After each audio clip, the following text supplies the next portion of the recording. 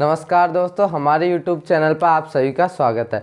आज हम कक्षा 10 का चैप्टर नंबर 10 प्रकाश का परावर्तन तथा अपवर्तन पढ़ेंगे, जो बेहद ही आसान शब्दों में आपको समझाया जाएगा। ये चैप्टर 9 नंबर का है और इस चैप्टर से क्वेश्चन आपको एग्जाम्स में देखने को मिलते हैं। तो हम चैप्टर स्टार्ट करने से पहले इसकी बेसिक जानकारी ले लेते हैं। चैप्टर का नाम है प्रकाश का परावर्तन तथा अपवर्तन। तो प्रकाश, ये प्रकाश होता क्या है? प्रकाश क्या होता है? प्रकाश के कारण हम किसी भी वस्तु को क्या कर सकते हैं? देख सकते हैं। किसी भी वस्तु को देखा जा सकता है। प्रकाश के कारण हम किसी भी वस्तु को देख सकते हैं। और वस्तुएं हमें दिखाई कब देती है? वस्तुएं हमें जब दिखाई देती है जब सूर्य का प्रकाश किसी वस्तु के ऊपर टकराता है या पड़ता है। तो टकराने के पश्चात वो प्रकाश हमारी आंखों तक पहुंचता है, जिसके कारण हमें क्या होता है? वस्तुएं दिखाई देती है। और प्रकाश का मुख्य स्रोत क्या होता है? प्रकाश का जो मेन स्रोत है, मुख्य स्रोत है, वो क्या है? सूर्य है। प्रकाश का मुख्य स्रोत सूर्य। और प्रकाश के अन्य स्रोत भी है। अन्य स्रोत हो सकते हैं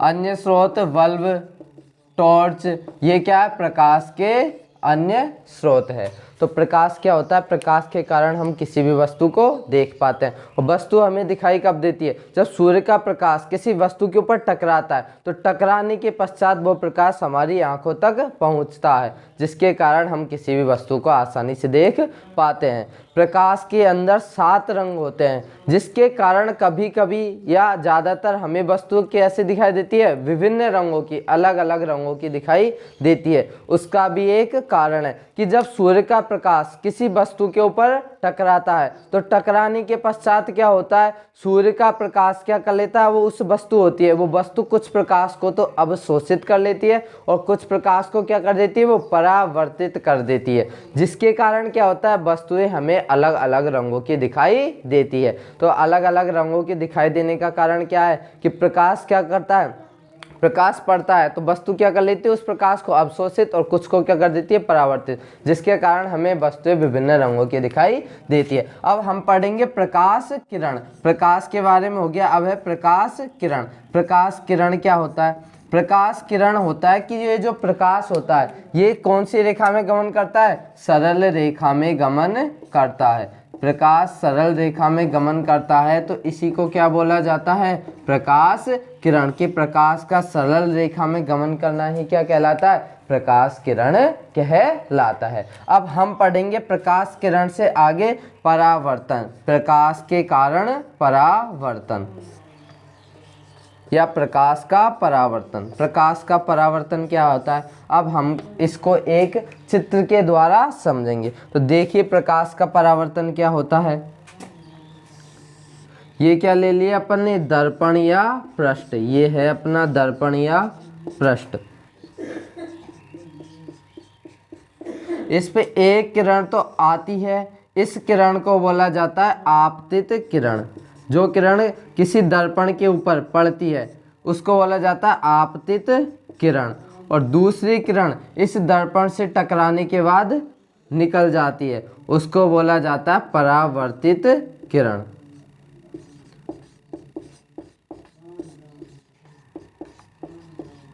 अब देखिए इसकी परिभाषा क्या हो जाएगी परावर्तन की। ये क्या है? अपना कोई दर्पण या पृष्ठ, इसके ऊपर एक प्रकाश की किरण आती है, उसको तो बोला जाता है आपतित किरण। और दूसरी किरण इससे टकराने के बाद निकल जाती है, उसको बोला जाता है परावर्तित किरण। तो इसकी परिभाषा क्या हो जाएगी कि जब कोई प्रकाश किरण किसी दर्पण से टकराती है या किसी दर्पण पर आपतित होती है तो टकराने के बाद या आपतित होने के बाद वह उसी माध्यम में लौट जाती है। तो इसे ही क्या कहता है? प्रकाश का परावर्तन कहते हैं। तो अब ये देखिए ये क्या है? आपतित किरण और ये क्या है? परावर्तित किरण। कहाँ पे टकराती है? इस दर्पण से। टकराने के बाद वह उसी माध्यम में लौट जाती है, यही क्या है? प्रकाश का परावर्तन। और माध्यम क्या होता है? ये जो दर्पण है, दर्पण से जो ऊपर वाला हिस्सा ये होता है माध्यम, ये एक माध्यम है। और दर्पण से नीचे वाला ये जो दूसरा हिस्सा होता है ये होता है दूसरा माध्यम। अब इसको हम इस आगे वाला माध्यम पढ़ेंगे, इसको हम अपवर्तन में पढ़ेंगे, प्रकाश के अपवर्तन में। तो ये प्रकाश के परावर्तन की परिभाषा क्या हो जाएगी कि जब कोई प्रकाश किरण जब प्रकाश किरण दर्पण से टकराती है, दर्पण से टकराती है, तो टकराने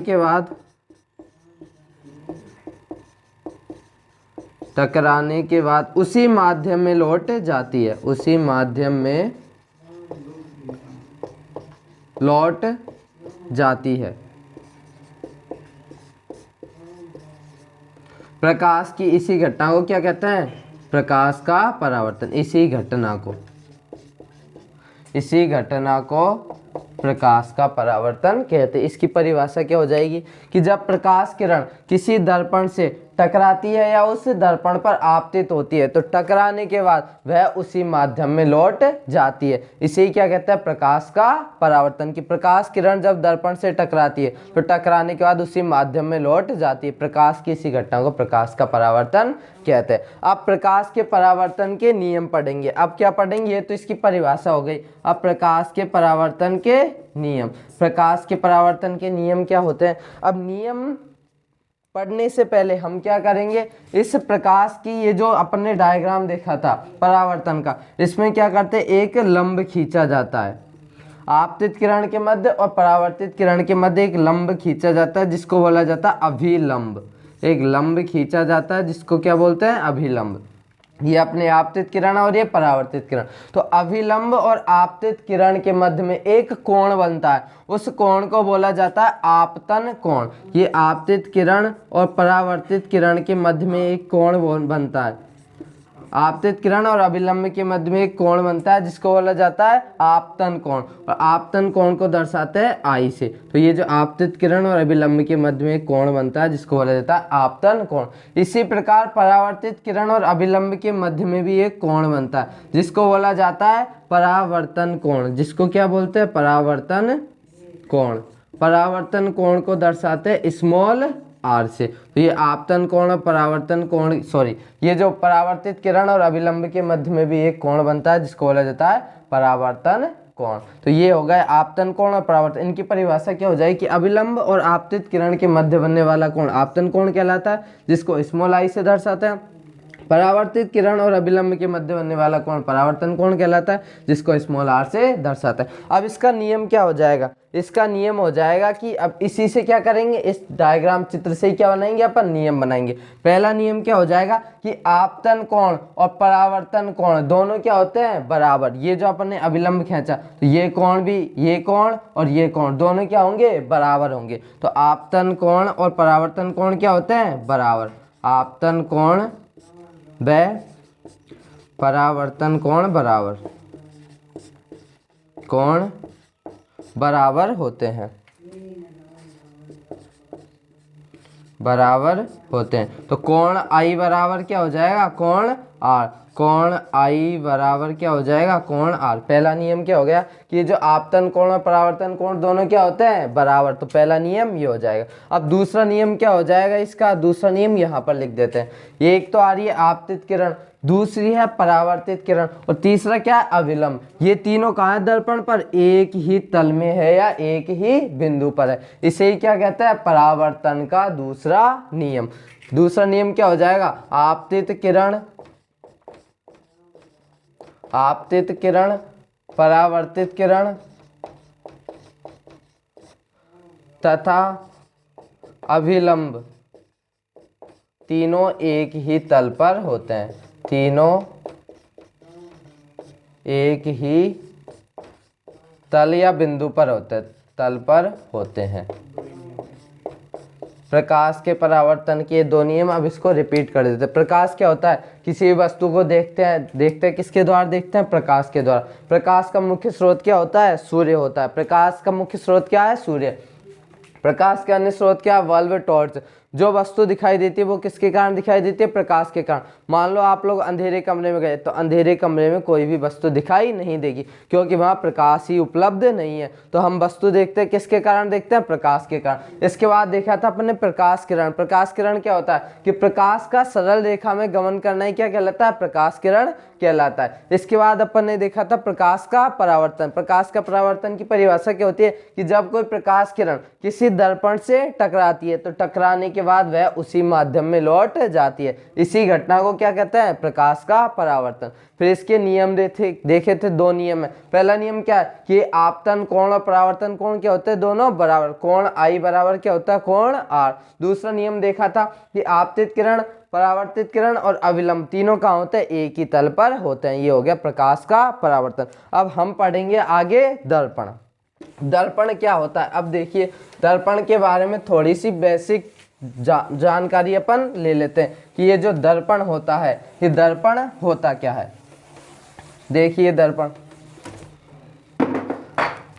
अब अगला है दर्पण। दर्पण क्या होता है?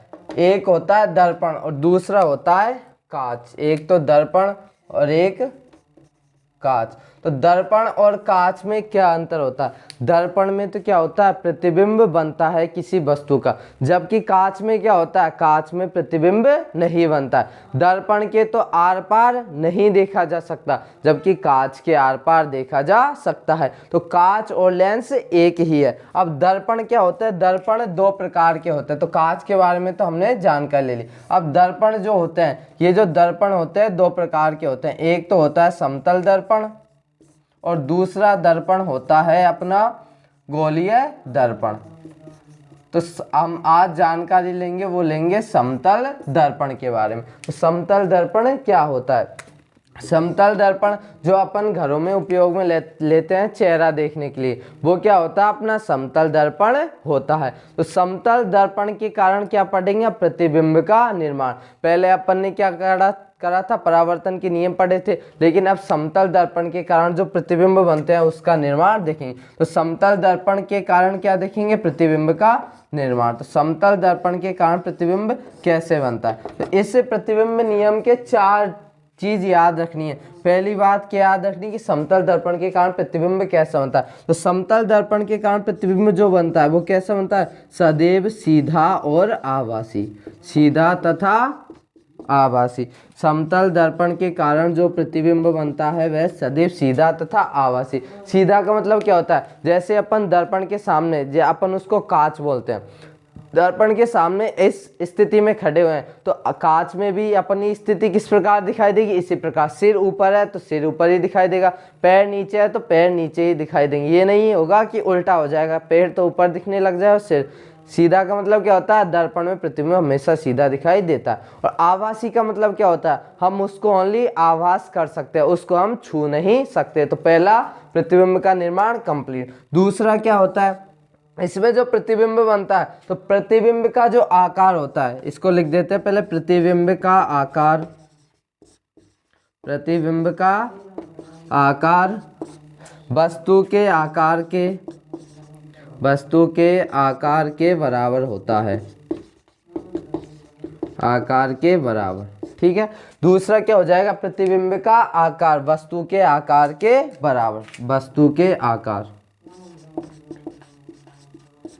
वस्तु के आकार। जैसे प्रतिबिंब के सामने मान लो मैं खड़ा हूं, तो जब मेरा जो प्रतिबिंब बनेगा, दर्पण के सामने मैं खड़ा हूं तो मेरा जो प्रतिबिंब बनेगा, जितनी मेरी हाइट है उतना ही किसके अंदर दिखाई देगा? दर्पण के अंदर दिखाई देगा। और जैसे जैसे क्या होता है, मैं उस दर्पण के पास जाता हूं तो क्या होता है? उस दर्पण के जैसे पास जाऊंगा, उस दर्पण में मेरी जो प्रतिबिंब बनेगा वो भी क्या होगा?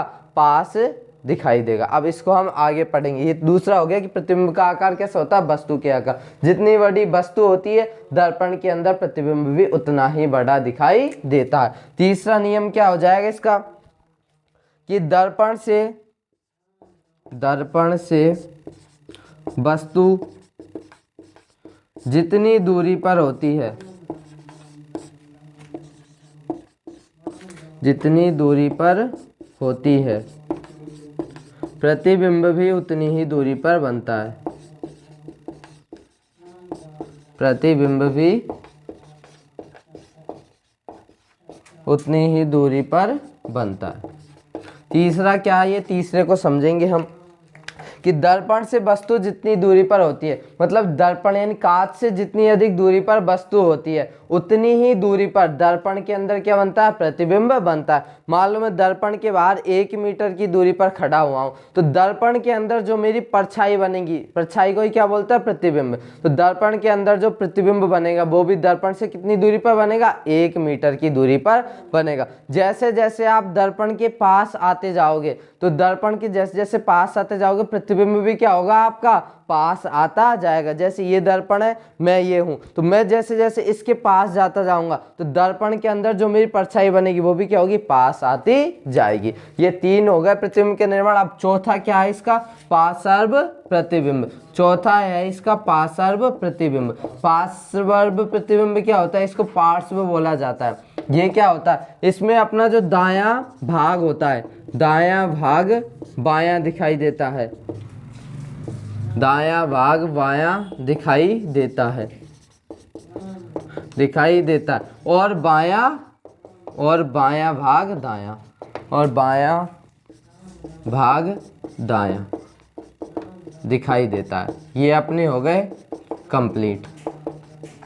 ये 4 इसके प्रतिबिंब का निर्माण हो गया कि अपना जो दायां भाग होता है, मान लो मेरे हाथ में मारकर दाएं हाथ में, तो दर्पण होगा उसमें कौन सी स्थिति दिखाई देगी, बाईं वाली। मैं उसमें किस प्रकार दिखाई दूंगा, उल्टा दिखाई दूंगा। उस स्थिति में मैं इस प्रकार दिखाई दूंगा। जबकि मैं खड़ा किस स्थिति में हूँ, इस स्थिति में दर्पण के सामने मैं अपने सीधे हाथ में, दाएं हाथ में मारकर लेके खड़ा हूँ, लेकिन जो दर्पण में प्रतिबिंब दिखाई देगा वो किस स्थिति में दिखाई देगा, बाएं हाथ में दिखाई देगा। तो ये आज का टॉपिक है। अब इसको दोबारा रिपीट कर लेते हैं। दर्पण क्या होता है, दर्पण में क्या होता है, प्रतिबिंब का निर्माण होता है, जबकि कांच में प्रतिबिंब का निर्माण नहीं होता।